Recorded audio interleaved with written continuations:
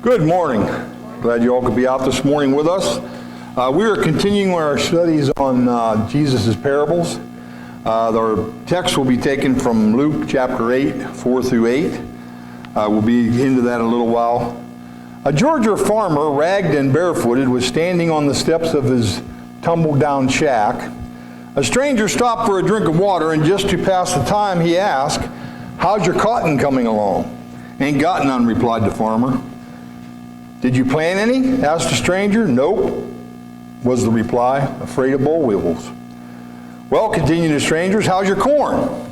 "Didn't plant none," came the answer. "Afraid that we weren't going to get any rain." The visitor persevered. "Well, how are your potatoes?"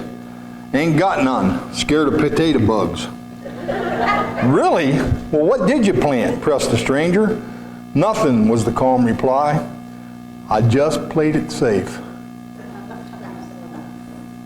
Why didn't the farmer plant his crop? He was afraid. He was afraid of failure. He was afraid of the unknown. And maybe he was even afraid that the work of planting would be too hard for him.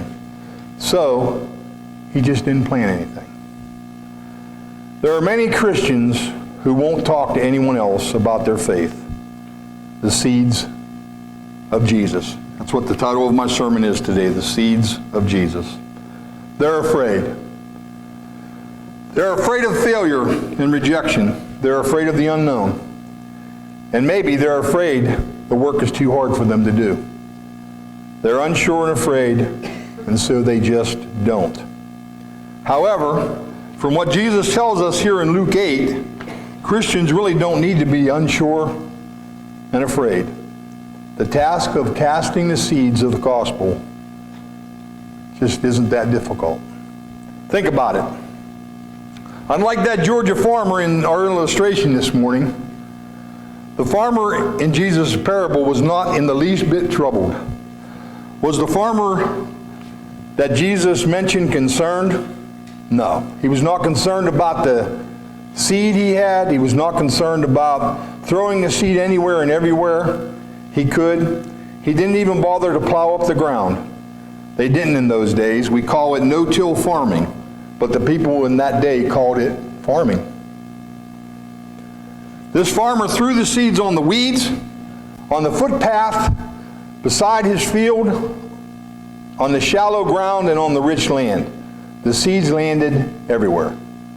He wasn't particular where the seeds landed because farmland was expensive and the seed was cheap. The way farmers of that day had it figured, you put good seed on good ground, you'd eventually get a good crop. Also, this farmer knew that the power of farming lied not in that tiny seed, in the tiny seed, not in him. It was not in him at all. It was in the seed that he was throwing. Mark tells us something like that when he says, "He who believes and is baptized will be saved, but he who does not believe will be condemned." That's in Mark 16:16. And also we read in Romans, "How then shall they call on him in whom they have not believed? And how shall they believe in him of whom they have not heard? And how shall they hear without a preacher? And how shall they preach unless they are sent? As it is written, how beautiful are the feet of those who preach the gospel of peace." That's found in Romans 10:14 through 15. What Paul says here, somebody has to throw the seed. And it's the seed of the gospel that we're talking about this morning. It's not planting seeds. And in order for people to hear us, we have to throw it out there. We have to let them know that we're Christians. We have to let them know what it's going to take to become a Christian. If we don't throw the seed out there, nobody will be saved. Now remember, success in growing a crop is in the seed that we cast on the ground. That is in our witness. That's our seed. Or what we tell people about Jesus.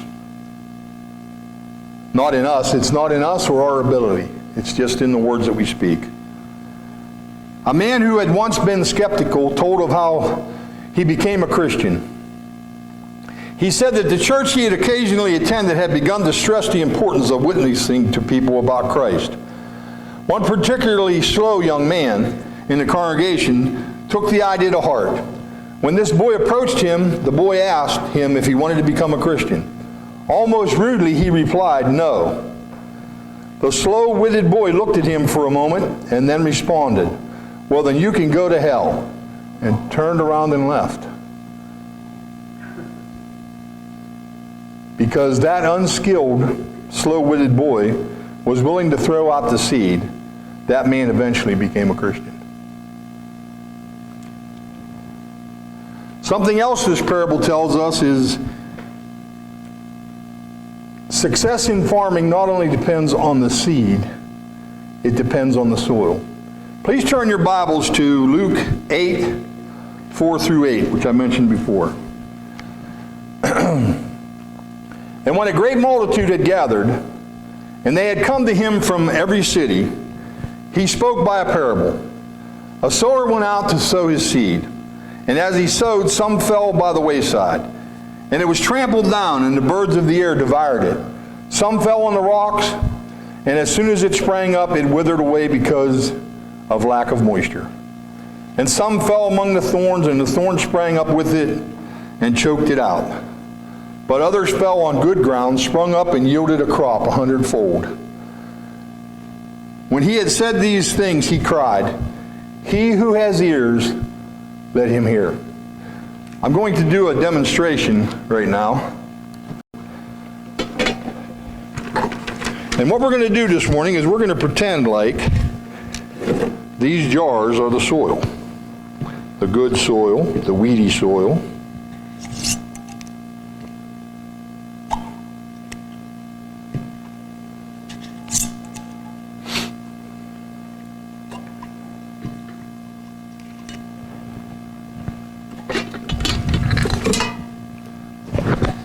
The wayside soil. Don't have them in order, but I'm going to get them up here.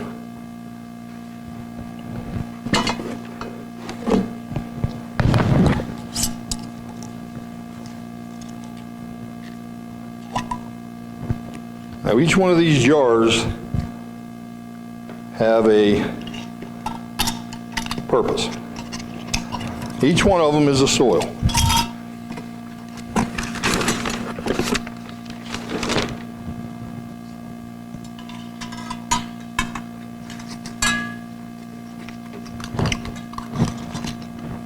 This first one is the one that's just the wayside. And when you put this in there, what it tells us is that they don't do anything. And that's exactly what the soil's doing, nothing. It's doing nothing because it's on a path that people travel.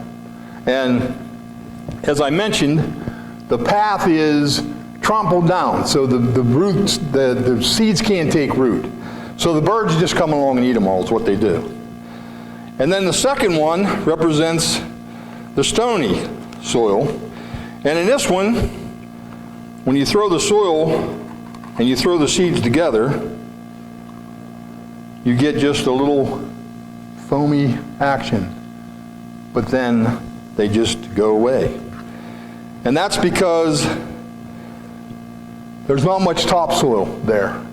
So it doesn't get a chance to dig in. And that little bit of soil that it is in, it always goes away. It gets burned out.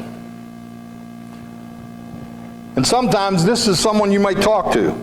This may be someone you talk to, and they may not be rude to you or anything like that, but and they may even, think about it, but they're just going to maybe basically tell you, "I don't even want to hear about it." And then this one here, the one we got a little bit of a fizz out of, it's the one that they'll listen to you. They may come to church, but then they'll just kind of walk on their way.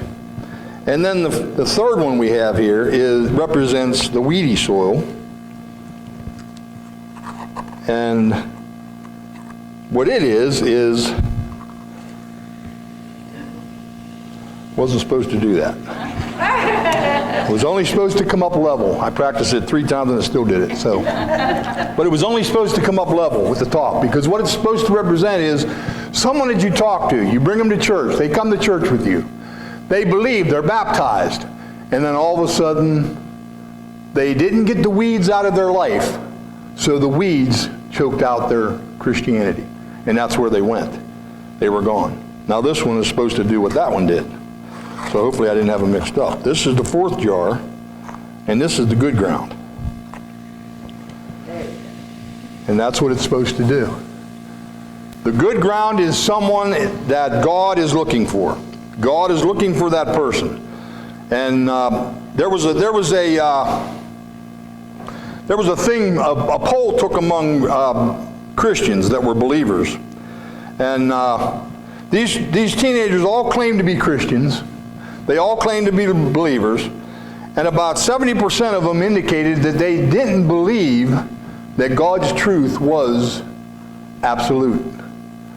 So in other words, what they believed in God. They believed that He was able to save them. But they didn't believe that the only way they could be saved was through Jesus. And my comment on this phenomenon, shouldn't use words I can't pronounce, is that the teenagers basically saying that they believed in God only because He was the only thing that was there at the time.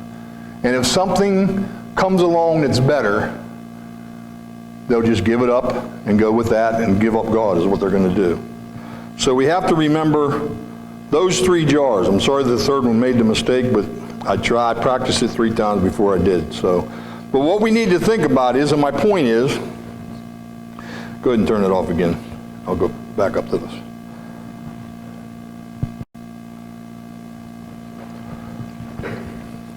What my point is have to do, the point is we have to do something, is what we have to do.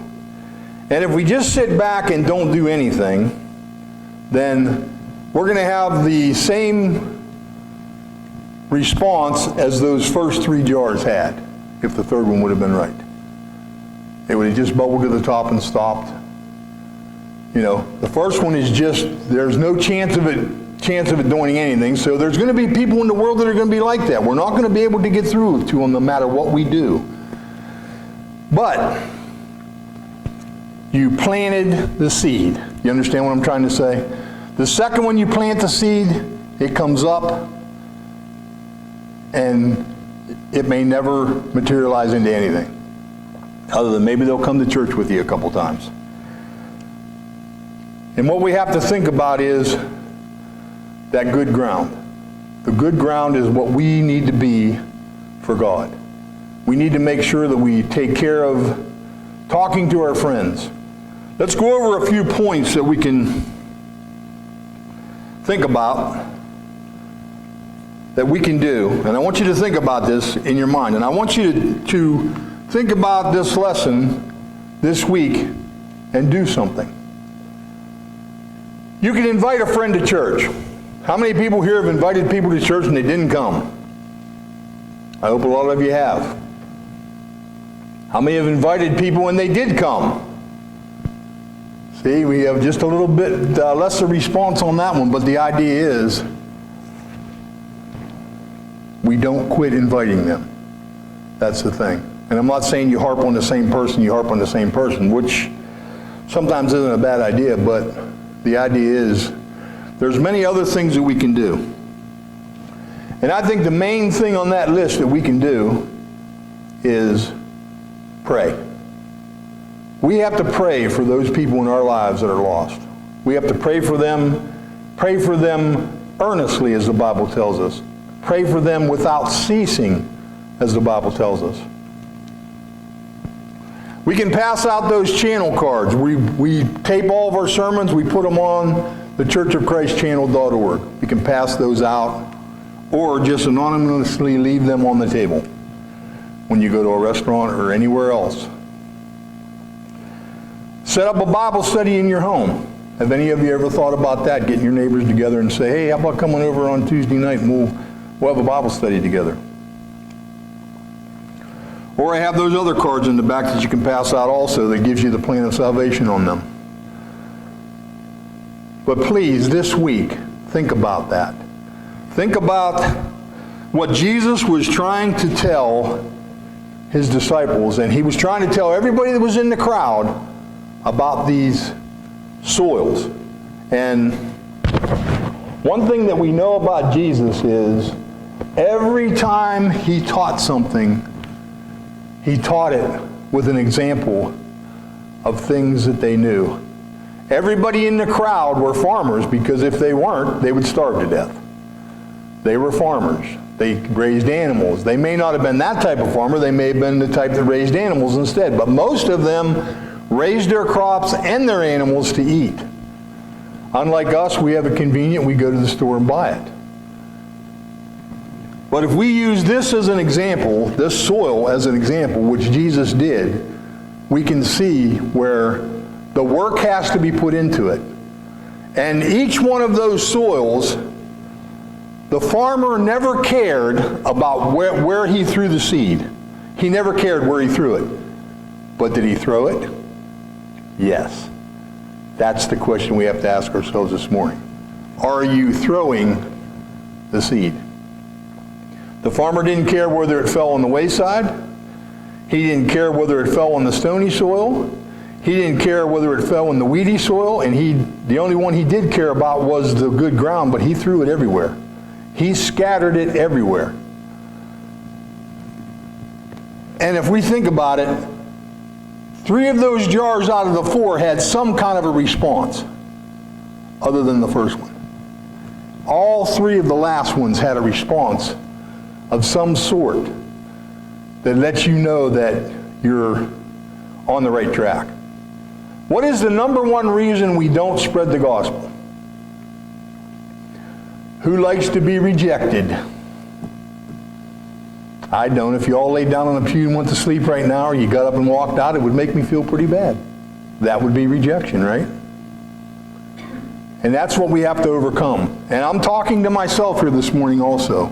We have to make sure that we spread it. We have to sow the seeds in order to get any results.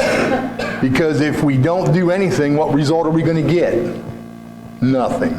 We're not going to get anything.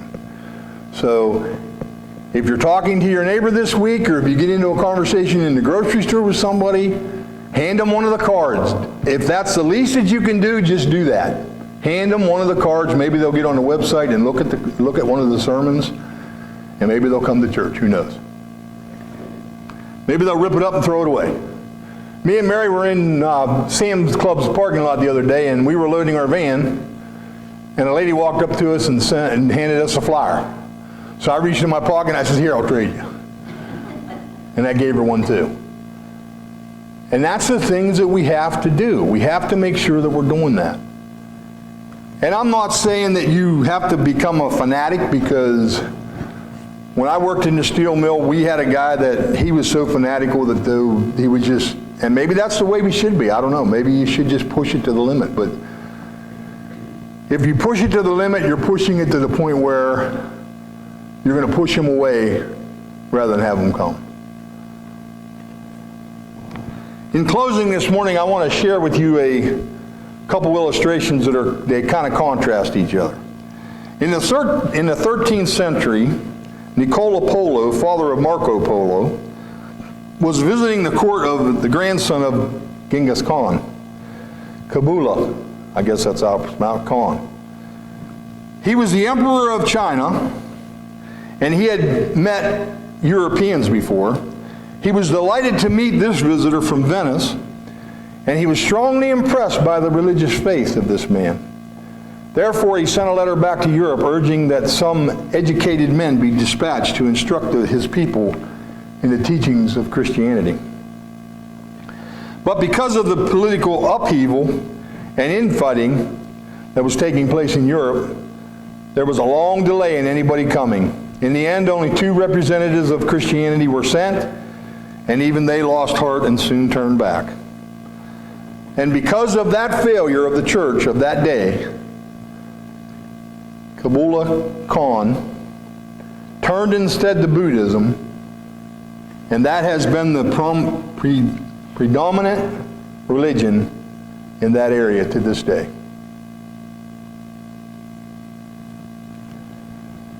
And this story is in contrast to that. I read a story that on Sunday morning, a father and a son were baptized into Christ. Bill and Isaac. Bill was not the most promising of candidates for salvation. Most people pictured him as the stony or the weedy soil. He lived a hard life and had held God at bay for a number of years. His wife had faithfully planted seeds in his life, as had others in the congregation. But until that Sunday, it all seemed fruitless. But now he's surrendered to Christ, and he's bearing fruit. You see, in Bill's neighborhood, there were a number of boys that Bill had created a paintball club for. But once Bill gave himself to Christ, he wanted to give Christ to these young boys that he'd been working right along with. 3 of those boys have been baptized into Christ, and more may turn to Christ in the near future. And something I want you to remember this morning is, you can't reap them all. You understand what I'm trying to say? You can't reap them all. In other words, God is sending us on a mission this morning to go out into the world and talk to people about God. And God knows by sending us out that we are going to run into people that are going to reject us horribly sometimes because of our beliefs. But that is not an excuse not to sow. If you planted a flower in your flower garden and it died, what would you do? I would imagine that most of you ladies in here would dig up the dead plant and go buy another one just like it and plant it in the same hole, wouldn't you? And try it again. And that's exactly what God is asking us to do. God is asking us to try. And I'm going to say this probably a million times before I go to my grave, but this really stuck with me. God's not counting the number of people you convert. He's counting the number of people you talk to about Him. And that's the lesson that we have to learn. That's the lesson that we have to live by. He expects us to do something. And not everybody's got the gift of gab like I do. My wife gets mad at me all the time when we go in the grocery store or anywhere because she'll find me off in the aisle somewhere talking to somebody about something. But you have to befriend people before you can actually hand them a card or do something like that. And every one of us can do that. Every one of us can strike up a conversation with someone. The lesson is yours this morning. And I pray that you would pray for me, and I will pray for you, that we could go out into the world and sow the seeds that God wants us to sow, and to do everything we can for the Lord. If you're here this morning and you need to be baptized, we can do that for you. And if you're also here this morning and the lesson touched your heart that you really need the strength, that you need to start doing the things that you're supposed to do, please come as we stand and sing.